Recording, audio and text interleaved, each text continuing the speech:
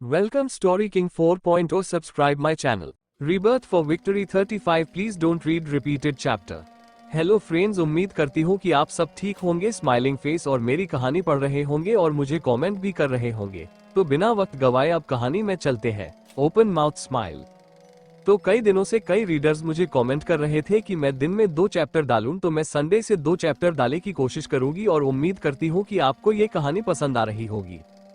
Thanks at Mrs Giri, at Tripti, at Poonam Jadhav, at Phalik Patel comment करने के लिए। L open mouth smile.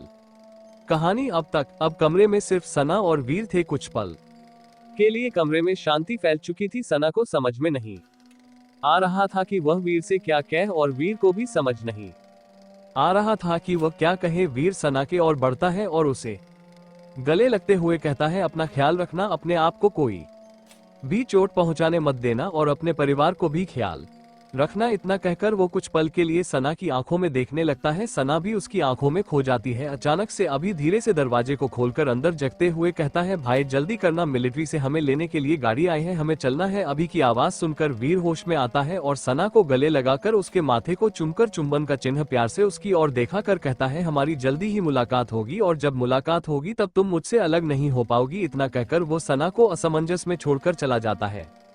कहानी अब आगे। वीर के कमरे से जाने के बाद सना सोचती है कि वीर ने जो अभी अभी कहा है उसका मतलब क्या है। वह अभी भी अपने सोच में डूबी हुई थी कि अचानक से कोई उस जोर से गले लगाता है और कहता है, मैंने आपको बहुत मिस किया था, आप कहाँ चली गई थी मुझे अकेला छोड़कर। ये और कोई नहीं पर प्रणय था जो सना को गले लगा कर ये सब कह रहा था। ये सब कहते हुए उसकी आंखें भीग चुकी थी। उसके आंखें को पूछ कर सना कहती है, आई एम सॉरी बच्चा, मुझे माफ कर दीजिए, पर मैं गाती भी क्या, मुझे हमारे परिवार को बचाना था। मैं नहीं चाहती थी कि हमारे प्यारे से छोटे से परिवार कुछ भी हो, तुम समझ रहे हो ना बच्चा। इस पर प्रणय प्यार से अपना सर हमें हिलाता है और कहता है, ठीक है दी डन, मैं आपको माफ कर सकता हूँ, पर इसके बदले में मुझे एक चॉकलेट चाहिए। उसकी ऐसी प्यारी डिमांड सुनकर सना बहुत याद से कहती है, बच्चा मैं तो आपके लिए बहुत सारे चॉकलेट भर भर के मुंबई से लेकर आई थी, पर ये सब होने की वजह से मैं आपको दे नहीं पाया। मैं सिर्फ आपके लिए चॉकलेट हाई नहीं लाइव और भी बहुत सारी गिफ्ट्स में आपके लिए लेकर आऊं। उसकी बात सुनकर प्रणय कहता है, सच्ची आप मेरे लिए बहुत सारे गिफ्ट लेकर आए हो। तो सना उसके गल पर हाथ रखकर कहती है, मुझे मैं आपके लिए सब कुछ लेकर आई हूँ। तो अभिमन और मामा मम्मी को घर लेकर जाते हैं और फिर हम लोग सारे गिफ्ट्स खोलेंगे। जैसे ही सोना यूएन सब का नाम लेती है, प्रणय थोड़ा मायूस होकर पूछता है, दीदू वह सब ठीक है ना, उन्हें कुछ हुआ तो नहीं ना। इस पर पीछे से आते हुए मिस्टर प्रताप कहते हैं, मेरे बहादुर बच्चे, तुम्हारे परिवार को कुछ नहीं हुआ है, सब लोग ठीक है और बहुत बहादुर है, सबसे बहादुर तो तुम्हारी ये दीदू है। इतना कहकर वह सना के सर पर हाथ रखकर पूछते हैं, बच्चे तुम अब कैसे हो। इस पर सना कहती है, सर मैं ठीक हूँ और मुझे क्या हुआ है। इतना क्या कर मिस्टर प्रताप कहते हैं, तो चलो चले तुम्हारी परिवार से मिलते हैं। इतना कहकर मिस्टर प्रताप बाहर जाने की उम्र जाते हैं, पर सना उनको रोकते हुए कहती है, सर मुझे आपसे कुछ बात करनी है। मिस्टर प्रताप कहते हैं, हम बच्चा कहो तुम्हें क्या कहना है। इस पर सेना कहती है, सर मैं चाहती हूँ कि मेरे परिवार में से किसी को भी पता चले कि मुझे चोट लगी है, वरन वाह खामखा जिद्दी हो जाएंगे और मैं यह नहीं चाहती हूँ कि बैटन को समझ कर मिस्टर प्रताप कहते हैं, ठीक है बच्चे, मैं तुम्हारे परिवार को कुछ भी पता नहीं चलने दूंगा। इतना कहकर सभी लोग सेकंड फ्लोर पर चले जाते हैं। तीनों लोग, सुनीता जी, कृपा जी और सुनील जी, एक हाई कमरे में। दरअसल मिस्टर प्रताप ने यूज कमरे में स्पेशल रिक्वेस्ट पर 3 बेड लगाए ताकि यूएन लोगों को बेड में दिक्कत न हो, और यह एक मिलिट्री हॉस्पिटल भी था तो यहाँ पर कमरे ज्यादा नहीं दी, इसलिए हॉस्पिटल का डायरेक्टर भी इस चीज के लिए मैन चका था। सना कमरे के अंदर जाती है। सब लोग अभी कमरे में जागे हुए जैसे हाई सना को देखते हैं। सब लोग जल्दी से पूछते हैं, बच्चा तुम ठीक हो ना। इस पर सना यूएन तीनों की ओर बढ़ते हुए कहती है, मैं ठीक हूँ, मुझे कुछ नहीं हुआ है और मुझ में जैसे इतनी पावर लड़की को हो भी कह सकता है, किसकी हिम्मत है मुझे छूने की भी। और पता नहीं आज सुबह से सब लोग मुझे ये सवाल ही क्यों पूछ रहे कि मैं ठीक हूँ या नहीं। हराता ज्यादा इंसान यही पूछता रहता है। अब मुझे लगता है कि अगर मुझे कोई चोट लगती तो भी मुझे कुछ नहीं होता, पर लोगों के ऐसे सवाल सुन सुन कर मुझे जरूर कुछ ना तो कुछ हो ही जाता। सना का ऐसा ड्रामा देखकर कृपा जी कहती है, पागल बच्ची, इतना ड्रामा करने की कोई जरूरत नहीं है। मैं तुम्हें बहुत अच्छी तरह से जानती हूँ, तुम हमेशा तुम्हारी तकलीफें छुपा कर रखती हो।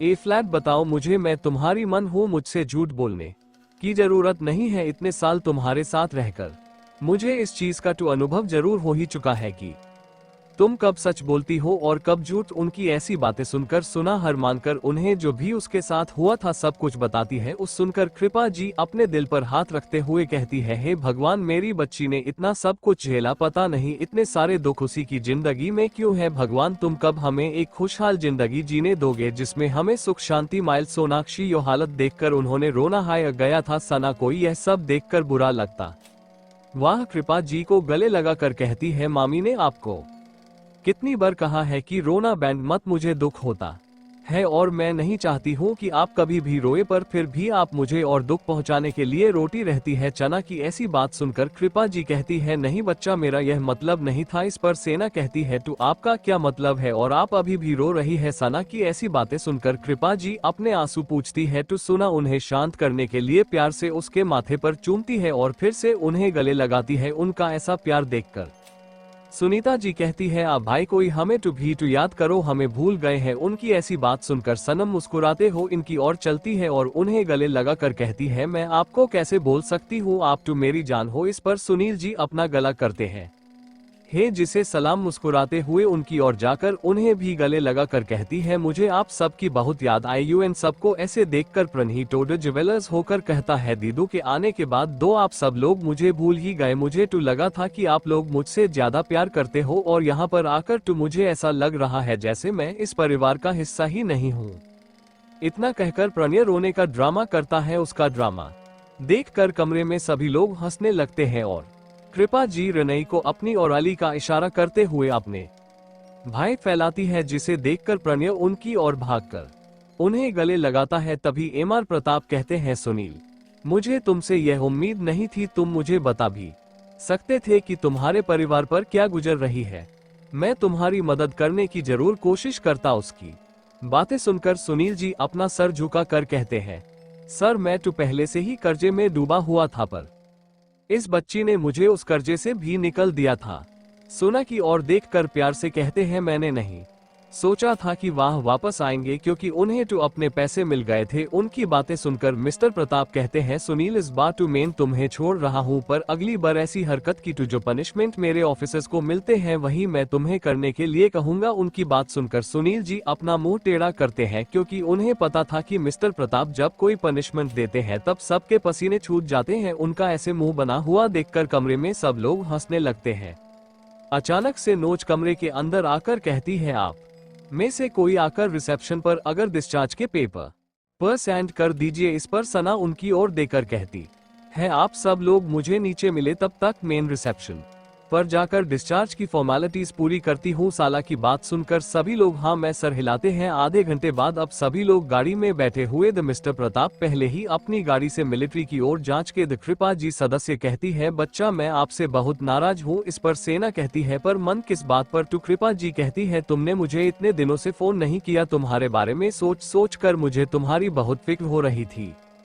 इस पर सना प्यार से उनके दोनों हाथों को पकड़कर कहती है, इसके लिए मुझे माफ कर दीजिए। मन पर मेरे पास फोन नहीं था और जब मैंने मुंबई में फोन खरीदा तब मेरे पास किसी का भी फोन नंबर नहीं था जिससे मैं आप लोगों से बात कर सकूं। अब कृपा जी को भी समझ में आ चुका था, इसीलिए वह प्यार से कहती है, मुझे माफ कर दो बच्चा, मैं इस बारे में सोचना तो भूल ही गई थी। इस पर सदा कहती है, आपकी कोई गलती नहीं मन, और प्लीज मुझे सोने दीजिए जब तक हम घर पहुँचे, मुझे सच में बहुत नींद आ रही है।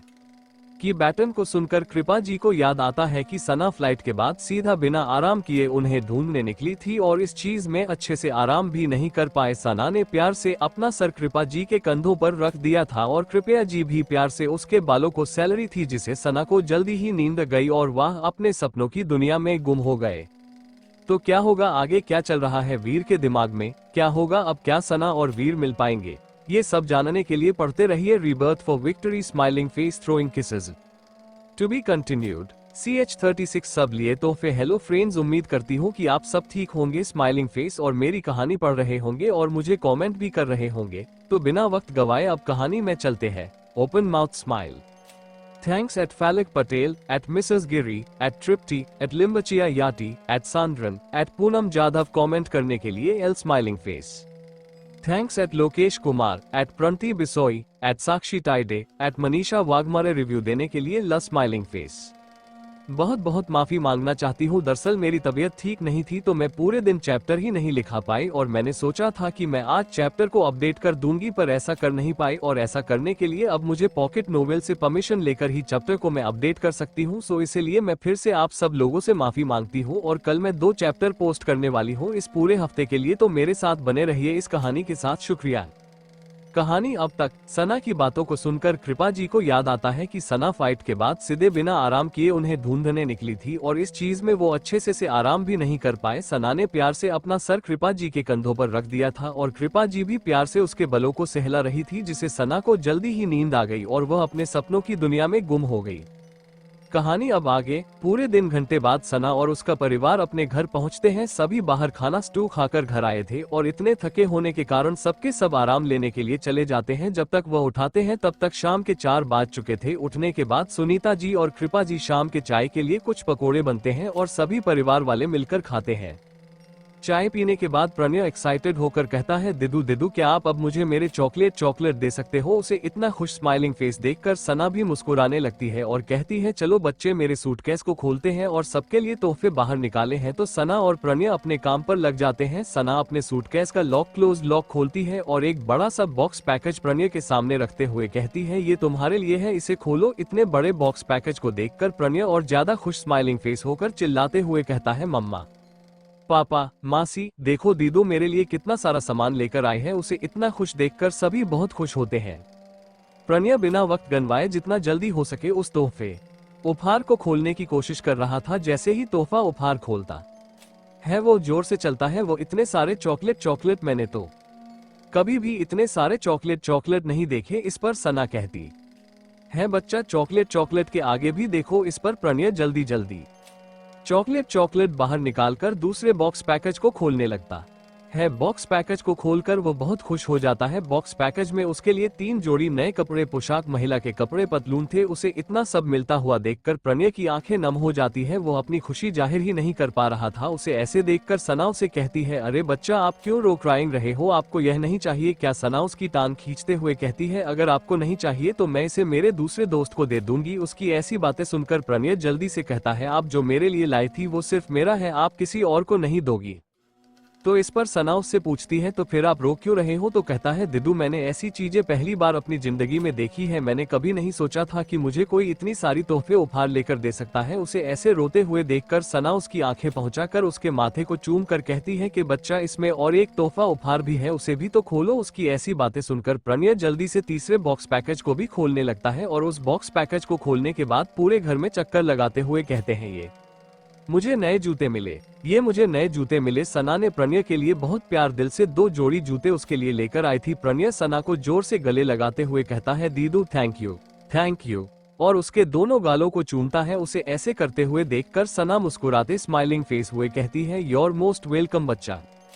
इसके बाद सना प्रणय से कहती है, बच्चा अभी तो मैंने आपको आपके सारे तोहफे उपहार दे दिया है, पर अब बाकी लोगों को भी तो उनके तोहफे उपहार देने हैं, तो क्या आप मुझे उन्हें तोहफे उपहार देने में मदद कर सकते हैं। इतना कहकर सना सुनीता जी का तोहफा उपहार उठाकर प्रणय को कहती है, इसे मसी को दे दो। तो प्रणय भागकर अपनी मां को वो तोहफा देता है और वापस सना की ओर आता है। इसी तरह सना कृपा जी और सुनील जी का भी तोहफा उपहार रहने को देती है और वो उन दोनों को देती है। तो सना कहती है, तो अब आप सब लोग उन्हें एक साथ खोलो। सना की बात सुनकर कृपा जी, सुनीता जी और सुनील जी एक साथ अपने तोहफे उपहार खोलते हैं। सुनीता जी और कृपा जी तो रोने ही लग जाती है। सुनीता जी ने इतने साल गरीबी में कटे थे, उन्होंने कभी नहीं सोचा था कि उन्हें भी कोई तोहफा उपहार देगा और कृपा जी ने तो यह उम्मीद ही छोड़ दी थी कि कभी उन्हें अपनी बेटी वापस मिलेगी। उन दोनों को ऐसे रोते हुए देखकर सना कहती है, अरे आप सब लोग रो लाउडली क्राइंग क्यों रहे हो, मैंने बस तोहफे उपहार दिया है, क्या आप लोगों को तोहफे उपहार देकर मैंने गलती कर दी है। उसकी ऐसी बात सुनकर अचानक से सुनीता जी और कृपा जी को हंसी आ जाती है और वह ना में सर हिलाते हैं। सुनीता जी और कृपा जी दोनों सना को अपनी ओर बुलाते हैं, उनकी ओर जाकर उन दोनों के बीच में बैठ जाती है। दोनों ही एक साथ सना को गले लगाकर कहती है, तुम्हारा बहुत बहुत शुक्रिया बच्चा, इतना प्यारा दिल तोहफा उपहार देने के लिए। इस पर सना कहती है, पर मैं चाहती हूँ कि आप दोनों इन्हें कल पहन लो।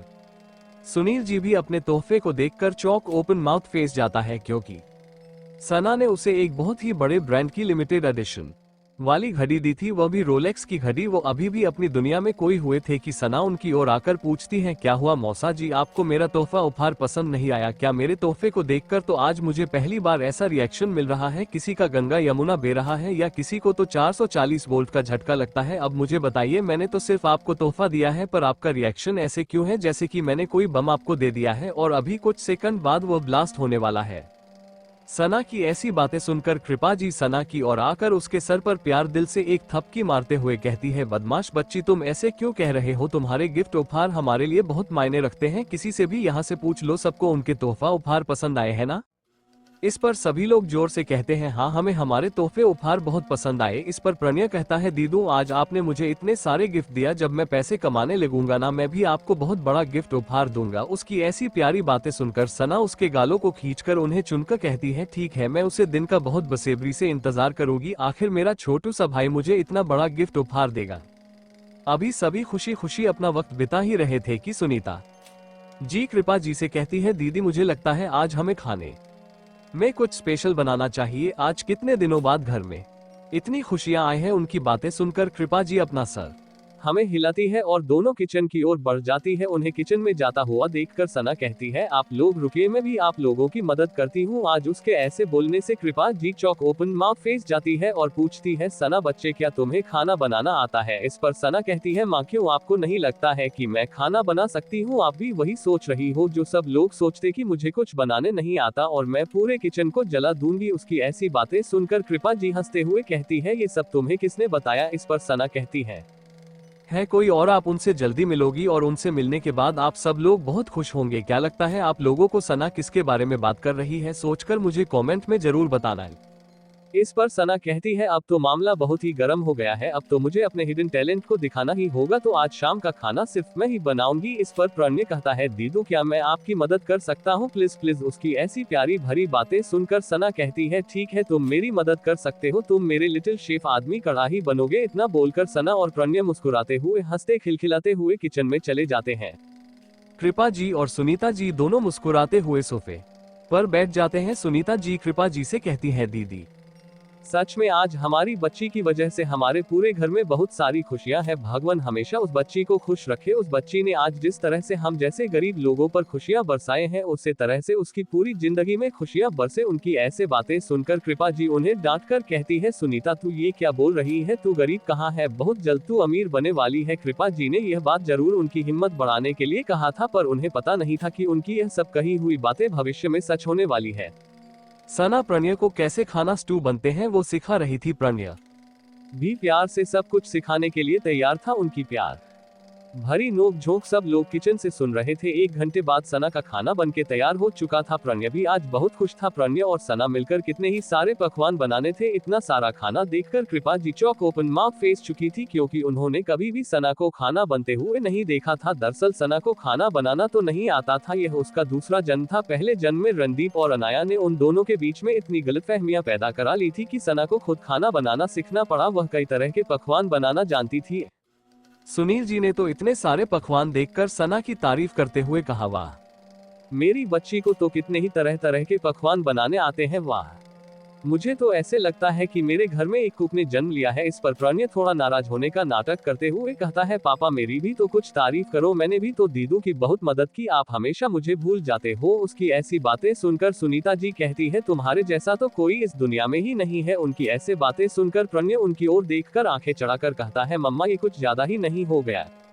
पढ़ाई की ऐसी बातें सुनकर सब लोग जोर जोर से हंसने लगते हैं। चलो सब लोग बैठ जाओ खाने के लिए, मैं सबको खाना स्टू परोसती हूँ। उस पर सभी लोग खाना स्टू खाने के लिए बैठ जाते हैं। सना उन सबको खाना स्टू परोसती है और खुद भी उनके साथ बैठकर कहती है, तो जल्दी से चखकर मुझे बताइए कि खाना स्टू कैसे बना है। सब लोग एक साथ खाना स्टू चखते हैं और सना की ओर ऐसे देखती है जैसे खाना स्टू बहुत ही बुरा बना हो और खाना ना होकर कोई काढ़ा हो।